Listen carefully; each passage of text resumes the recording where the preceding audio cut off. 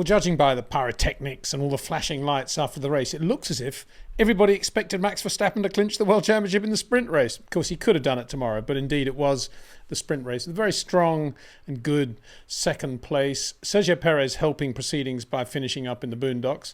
Kind of predictable, I think. And Max celebrating his third World Championship as he crossed the line in P2. I was thinking at the time, he's probably quite irritated not to have won this race, but he spoke afterwards about the championship. I mean, all the questions about the championship. Deep down inside, though, I think he would have been thinking, Oscar Piastri beat me. And those are the operative words. I mean, the back end of the race, the TV director of the World Feed decided to focus entirely on the battle between Lewis Hamilton, who was on the medium tyres, and all over the two Ferraris of Carlos Sainz and Charles Leclerc, who are on the soft tyres. It was pretty obvious that the Mercedes was going to have the advantage. Yes, Lewis may or may not get past, but ultimately he was young Oscar Piastri leading the sprint race, about to win his first Formula One race, whichever way you cut it, with Max Verstappen just basically secured his third World Championship, catching him or not. He didn't actually catch him over that last lap. The gap stayed pretty much the same, which I think speaks volumes about the work that Oscar Piastri did today for McLaren. Absolutely superb. There was and I'm going to focus on Oscar because everybody's talking about Max. We know he's won the championship. I'll get on to how he raced the sprint race, how he drove the sprint race in a second, because he did a really good job. But forgive me for getting straight into Oscar, because I think he did a superlative job. He started on the medium tyre. Bear in mind, of course, none of the teams know what their opposition are going to be running until the covers come off and they start the formation lap. So maybe it was a bit of a surprise for McLaren to see that George Russell had started on the soft tyre, was starting on the soft tyre, and indeed the two Ferraris were as well. The medium tyre seemed to be the logical tyre. The soft tyre seemed to be going off after about 5 laps, and it was very hot this night in Qatar. And so there was a gamble involved. And when there's a gamble involved and you're on the pole and the guy behind's on the softer tyres, immediately it's quite unsettling. And of course, the gamble is not, can we make the tyres last? The gamble was, this is a 19-lap sprint race. There are going to be a lot of guys out of position. There's going to be a lot of stuff going on in the midfield at some point in the race, probably in the first couple of laps. Chances are there would be a safety car or two. Add a safety car to a 19-lap race, you can subtract then probably 5-6 racing laps. There's half a chance that the soft tyre was going to make it to the finish. So it wasn't a completely stupid gamble. And so it proved. George Russell, let's get back to the start, because Oscar Piastri on the medium tyre made what can I describe it as? A Jim Clark type start, absolutely on the knuckle. Beautiful start from the pole. Yeah, he's on the clean side of the grid, but he's on the medium tyre and he's got all these soft tyre guys around him. George going like crazy, the Ferrari's going like crazy, and there he is. And Lando Norris making a mess of the start. Too much wheel spin, slow off the line. Max not particularly quick either. I mean, I think he did a great job, bearing in mind he was on the medium tyre. But bearing in mind he was on the medium tyre, Oscar Piastri did an even better job. Into the lead from the start and starting to pull away straight away. George Russell, though, very aggressive behind him in the Mercedes. He's up to P2 now because he's got Max Verstappen and he's on the soft tyre. He's got all the grip in the world. He's loving it. And he can sense an opportunity here to take the lead and potentially to go on to win the sprint race, which is indeed what he did. He got Oscar going into turn 2. Oscar sort of left it wide. I don't think he was really expecting George down the inside, and George just pounced on him. About lap 3 or 4 was after a restart. First safety car was lap 1 when Liam Lawson went off. That was a rather sad ending for him, bearing in mind he'd out-qualified his teammate at AlphaTauri, Yuki Tsunoda, underlining yet again that he really deserved to keep that drive, I think, for 2024. Anyway, that was Liam's race over. Safety car out, restart, and then George on the soft tyre, more grip, gets the lead. And Oscar, I say, a little bit surprised going into turn 2 and runs a little bit wide, has a bit of a moment on exit, but lets him go, no problem. And the radio then to Oscar is, don't worry, they're going to come back to us. The soft tyre is going to go off. But that's quite a big thing for a young guy who's just who's on the pole. He's got the pole we'll get on to the qualifying in a minute, the shootout in a minute. For a young guy to be leading and then to lose the lead after 2 or 3 laps to George Russell, a bit of a shock. Heart attack, I think he described it as at the end of the race. Anyway, he did a very good job after that and just hung in there on the medium tyre. There were 2 more safety cars. One when Yet again, I got to say, Logan Sargent went off. Hasn't had a very good weekend in the Williams. Looks to be all over the place. And again, he had deleted track limits in the shootout as well. So he went off. Safety car came out. And then there was a third. As I say, there was some crazy stuff going on. This one caused by Esteban Ocon, who was on the outside coming out of turn one. Got Sergio Perez on the inside. They're racing one another. And they're catching Nico Hülkenberg, who's down the middle. And they do a relatively clean pass. But then, for some reason, Esteban Ocon does one of these flares to the right as he's going in and brushes the Hülkenberg Haas Ferrari, punctures a right rear, loses it, and then goes straight into Sergio Perez. So that's what brought out that third safety car. So there was a moment when that third safety car came out. You think, yeah, the soft-tyre guys are going to do it. I'm kind of getting ahead of myself, and I don't really want to have to spend the entire video describing this race because there are more fundamental points to get through. But I want to accentuate the job that Oscar Piastri did today.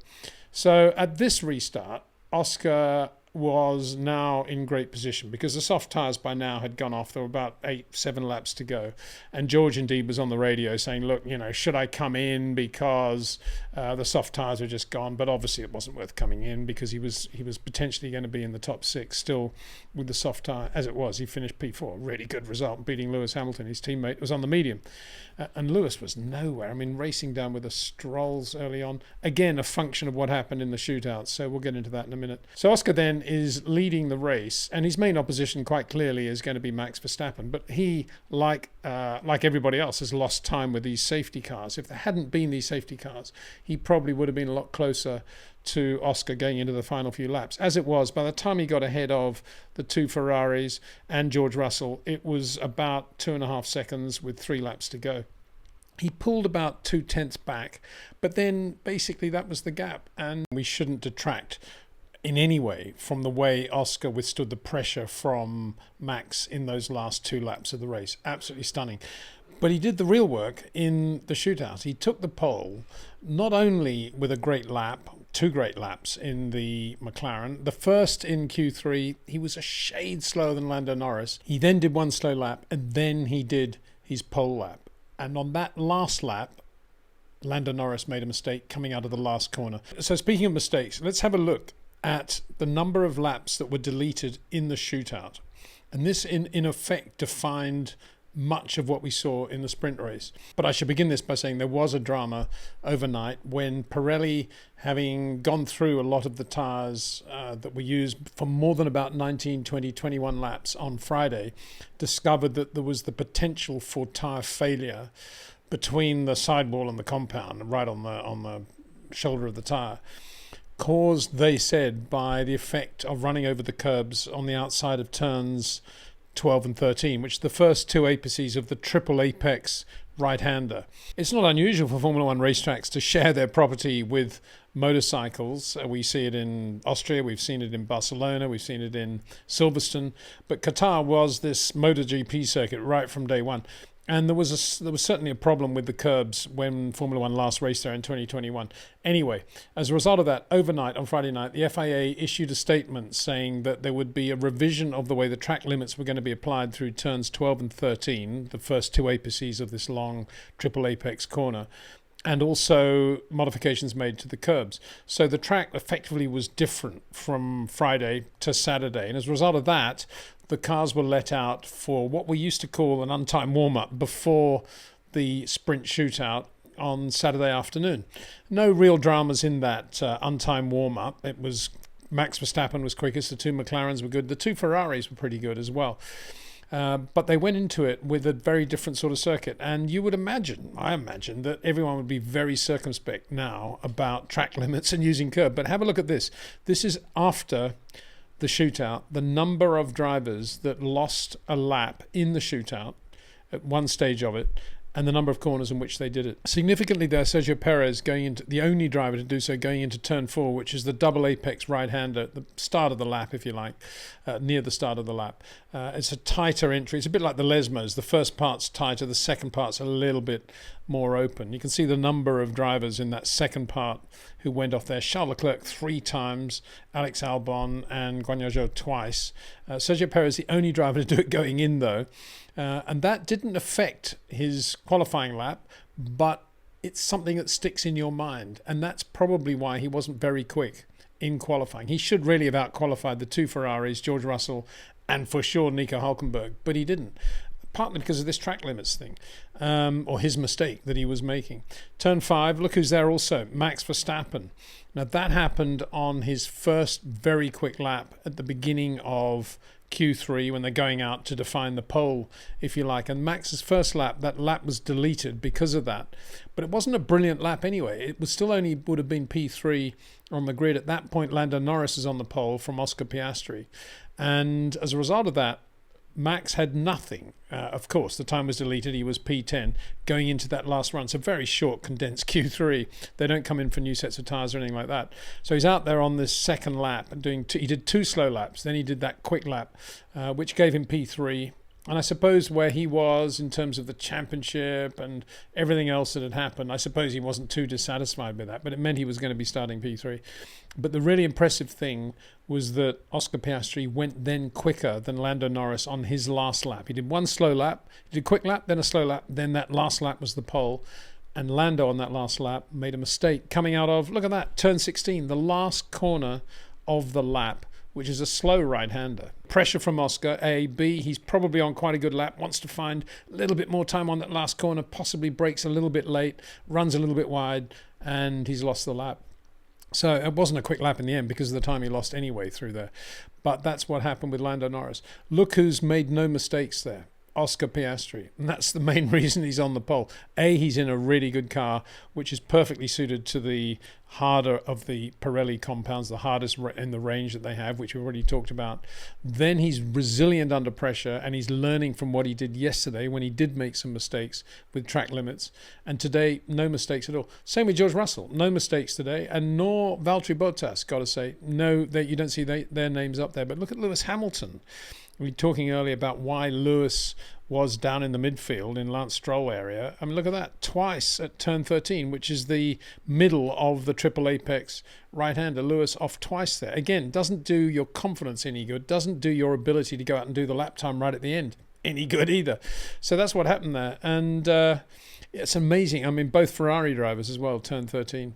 And to have a look also at the way the track evolved or didn't evolve. Of course, it picked up grip. That has to be taken into account between Friday and Saturday. But at the same time, with the new track limits thing and everything else that's been applied, the reason that I've got those listed is because they're the only drivers that did a soft tyre run today. They only ran the soft tyre in SQ3. It was mediums for SQ1 and SQ2. So the only direct comparison you could make when they ran all the soft tyres in qualifying yesterday in all 3 parts.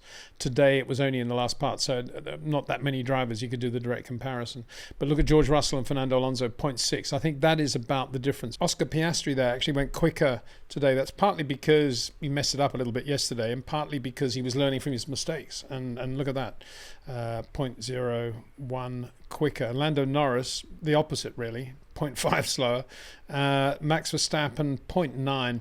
That is that mistake he made at the beginning of Q3 on that quick lap, and then having to do a lap to come from nowhere just to get a lap time in, and obviously leaving margin and qualifying P3. Carlos Sainz is the driver that basically woke up a different man, having slept on everything, and look at that, 25.3 yesterday, 25.1 today on a slower track. That just shows how much Carlos Sainz improved, albeit with 1 track limit deletion. A very good job today all round. Aggressive in the race, did well under pressure, on the soft tyre, brought the car home, got about the best he could from the Ferrari, I think, and probably really enjoyed his day. So that was it. Saturday, fireworks, everything you can have. Max Verstappen, the new world champion, well, the same world champion. When all this is going on, I can't help remembering Max Mosley when he was FIA president. At one point, when he was annoyed, I think with Michael probably, but might have been something else that Bernie wound him up about, pronouncing at a point when Michael had clinched the championship and there were still 4 or 5 races to go. It was in one of those Ferrari years. Max saying, of course, we need to remember that the FIA Formula One World Champion is not officially consecrated until the FIA prize giving at the end of the year. And we shouldn't get too excited about the mathematical situation at the moment. So things have probably changed. I don't know. We saw Stefano Domenicali down there congratulating Max as he got out of the car. So it's kind of difficult to backstep it. But if Max did something along the lines of, not that he would, I'm sure he would never do this, but something along the lines of what Michael did at Jerez to Jacques Villeneuve, which is why Michael had all these points taken away, wasn't it? I wonder what the FIA would do. Yeah, interesting. I wonder how many people remember that. Anyway, probably the FIA have said, no, as soon as you mathematically clinch it, you are world champion. Yeah, anyway, there we are. The Grand Prix tomorrow, Max back on the pole, kind of, where we're used to seeing him. But it will be close. The McLarens have got a bit of ground to make up, but there'll be good race cars tomorrow. As I say, they just love this Pirelli hard compound range. And George will be out there fighting, won't he, as he always does. So we'll see what happens then. Looking forward to that. Thanks to Pitbox, thanks to Jetcraft, thanks to you, the viewer. See you.